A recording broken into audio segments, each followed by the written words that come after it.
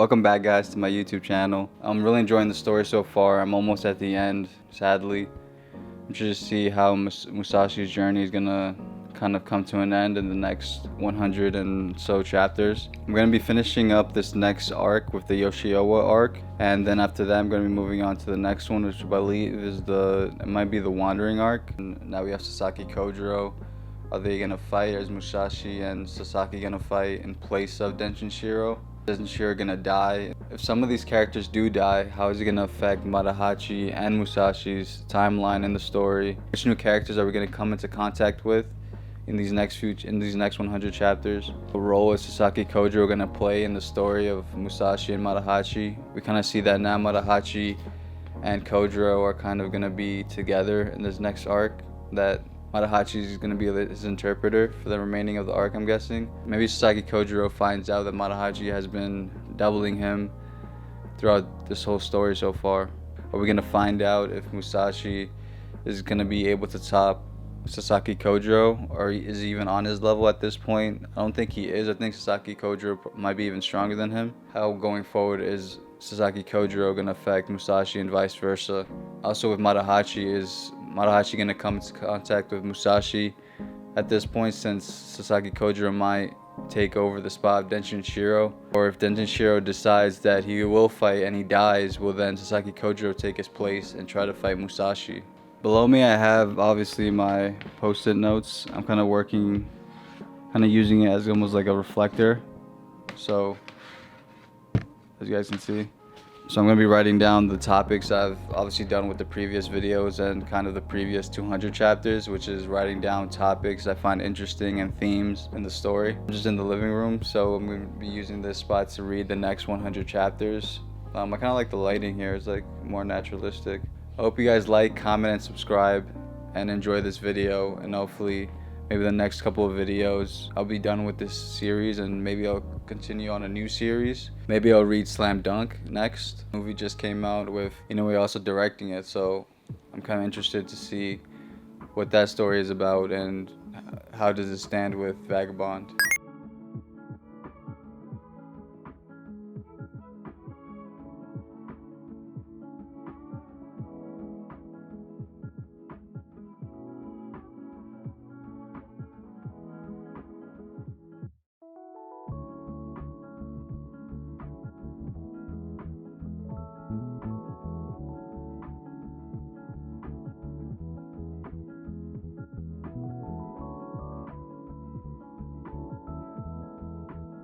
What's up, guys? So I just finished reading the Yoshioka's second arc. I gotta say, this is probably my second favorite arc of the whole series so far. Journey is obviously now feels like it's coming more towards an end when it comes to maybe like the violent side of Vagabond, and kind of more learning into the ways of how Musashi has lived his life now the past 22 years. All the significant deaths we've seen, obviously from Denshinshiro and Seijiro in this arc, and obviously of the whole Yoshioka clan dying essentially.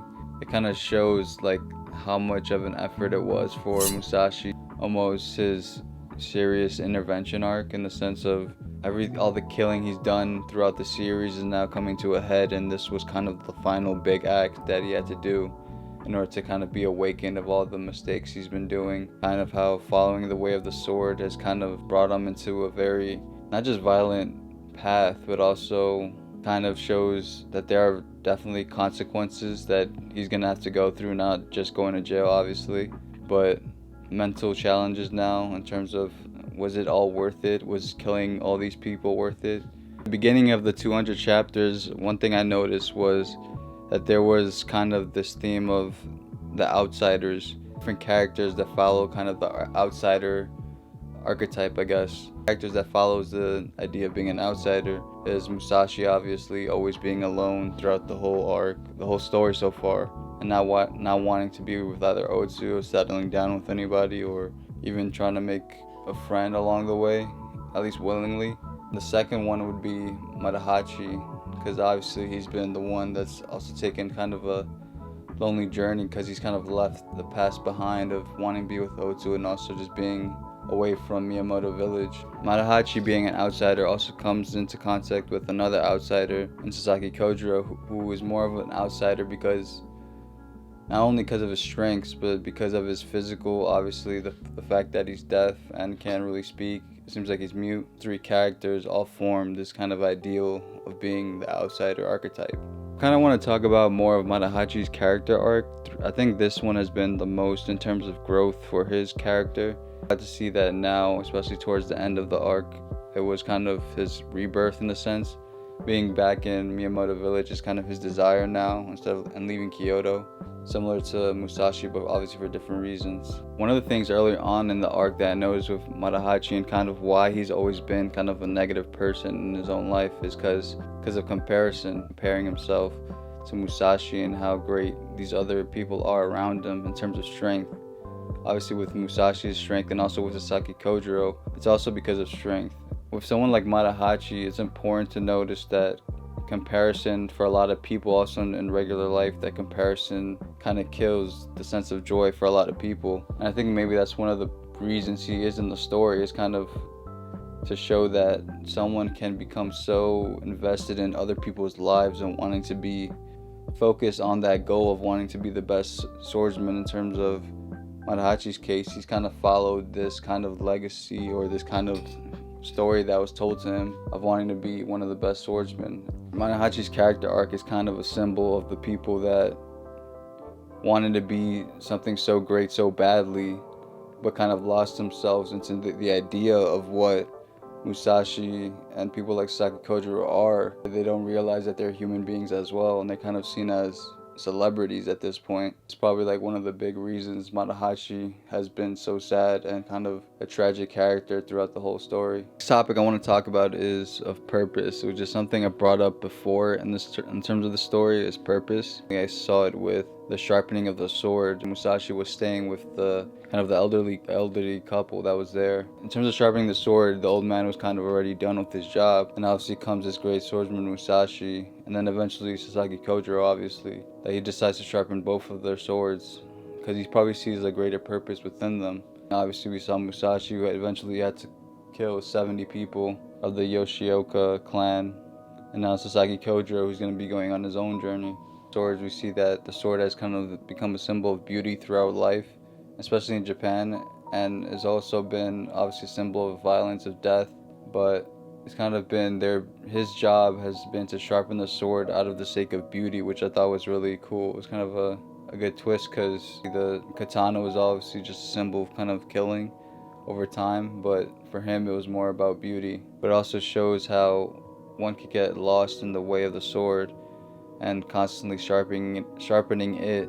In terms of Musashi constantly going into battle is kind of not the way to go at this point anymore. The next topic has to do with Denshin Shiro and Ueda. Between Denshin Shiro and Ueda, they both kind of stand for different things throughout this arc. I think for Denshin Shiro it was kind of this sense of loyalty and wanting to prove himself against Musashi. Obviously Ueda saw that the failures of trying just to be courageous and kind of a long bet, it wasn't the right decision for Denshin Shiro to fight Musashi, because I also think he probably thought that he was going to lose anyways. But Ueda's character definitely grew in this arc. You see him not only suffer the loss of his fellow teachers in terms of Denshin Shiro and Seijiro, but also for Ueda, he obviously becomes the head again because of their losses. After losing everybody Ueda had around him, it was kind of now this sense of loss, and he was just throwing himself out there in terms of gathering all the 70 clan members just to fight Musashi. I thought that was like the worst idea for Ueda. I actually didn't think that Ueda was going to do that. I thought Ueda was actually going to just stand down and be like, nah, it's just not worth fighting Musashi, but he actually went the opposite direction. Denshin Shiro and Ueda, we obviously see the same theme that's been constant throughout this whole story, which is living versus dying, and we kind of see what do people value more. For Denshin Shiro, was obviously wanting to fight, and he didn't really care that much about dying until he actually died. Obviously he started to get these kind of visions of his family. Musashi's kind of like this grim reaper figure throughout the story, and he kind of is the answer for all these people who constantly are in his path. Like, he's gonna serve the sense of death if he has to. If these people are gonna constantly just make him stronger, and he's gonna go for it. He cares about being the strongest out of everyone. So in that sense, living versus dying is always going to be a question that he's always never going to be afraid of. He's never going to be afraid of dying in the sense. Right before Musashi goes to fight Denshiro, he always gets this vision of him going into the mountains and kind of searching for this sword. And in the mountains, he found out that that was his sense of training, that he found the sense of the way, which is talked about. And we obviously see that Sasaki Kojiro had already mastered that way before then, because he was always in the sense of being present. He didn't have as many distractions around him, so Sasaki Kojiro was always in the sense of the way and being present, which is something that Musashi eventually noticed in that moment. Actually found out once he saw Sasaki Kojiro kind of cut in half the snowman that he had lost his sense of being present. And he didn't find that until he actually went up against the 70 men of the Yoshioka clan. And also it's interesting because we see these images of being in the mountain, and every time he's kind of alone and being in the mountain and one with nature is when he's doing his best training. When Musashi was fighting the 70 men of the Yoshioka clan, that was one of the parts where I saw like the story like couldn't have been real. Like this felt more like the whole story kind of felt more believable, but in that moment, in that kind of scene, those chapters, it kind of felt like, okay, I'm reading a manga again. Like this is part of the story that's sensationalized, and even though it was dope to see Musashi obviously be on fire and kind of killing all 70 people, even though we know it's a bad thing, every single time he killed somebody, we knew it was kind of him going down that dangerous path that he was already on, but also kind of just going deeper and deeper of just being a killer essentially and wanting to kill just because people are in his way of becoming stronger.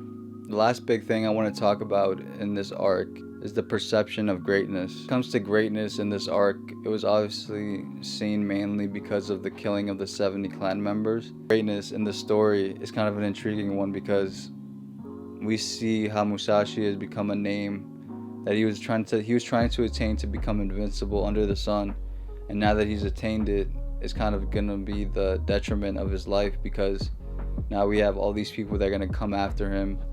They're gonna try to take his name and try to fight him at all times. It's kind of become cyclical now, because throughout the whole story we've seen that the great swordsmen in Vagabond were known as being like these great masters, and they're never gonna be done being chased after. Even we saw with the Yagyu clan master, Musashi was there. Today I'm going to continue reading the next 30 chapters of Vagabond to eventually catch up to chapter 300. I'm going to be entering the Wandering arc, and I'm kind of curious to see how Sasaki Kojiro is now kind of on his own journey, and how Musashi might follow him and becoming kind of maybe like a teacher to other samurai and kind of explaining his life story up to this point, to see if Sasaki and Kojiro ever fight. But if they don't, I wouldn't really mind it, because Sasaki Kojiro, I think, is more of a message for Musashi as someone who's been kind of at the peak of their game their whole entire life at this point, because they've been one with the way of the sword. Kojiro is more carefree than Musashi, so I think it would be really hard for Musashi to have that same level of carefree that Sasaki Kojiro has achieved so far. Is Musashi just going to end up being another swordsman who's going to keep going no matter what until the end of his days? Or is he eventually actually going to give up the way of the sword?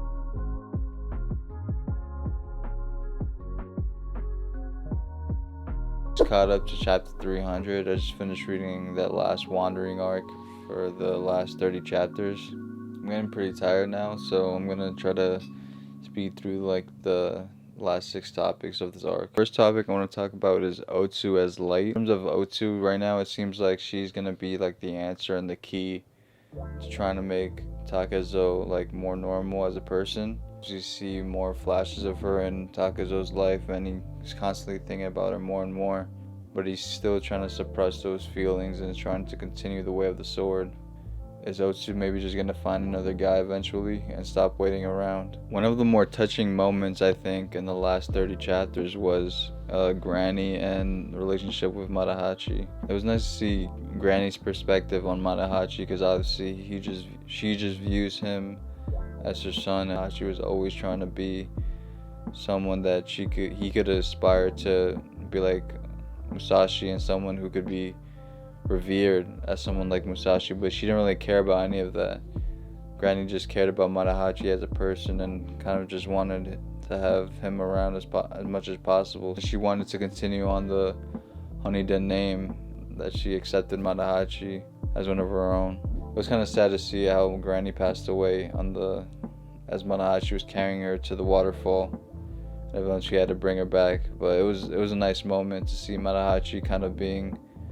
It was nice to see Manahachi not just trying to pursue to be like Takazo, but in this case just being himself and being a kind person, which is what he is. The relationship of obviously the Yagyu master and Musashi.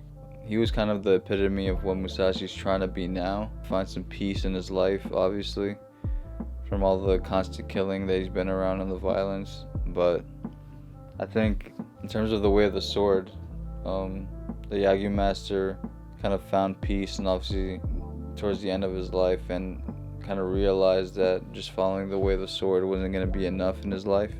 He told Musashi to smile more, which is obviously just a sign that Musashi has been way too focused on the goal of being on the path of the way of the sword. The next topic is more about Ito, interesting character, especially during the Kojiro arc, and he kind of took Sasaki under his wing to be his new master. And now he went on and fought Musashi, and he's kind of stayed the same throughout the entire story, and has kind of been always the tiger and kind of being on the attack at all times. These two different ideals, obviously, of the Yagyu master, which is someone who kind of saw that the way of the sword wasn't everything, and kind of sought a more peaceful life towards the end, I think, of his own life, while Ito is still out there just trying to find whoever is the strongest and who's the next strongest person that he can fight.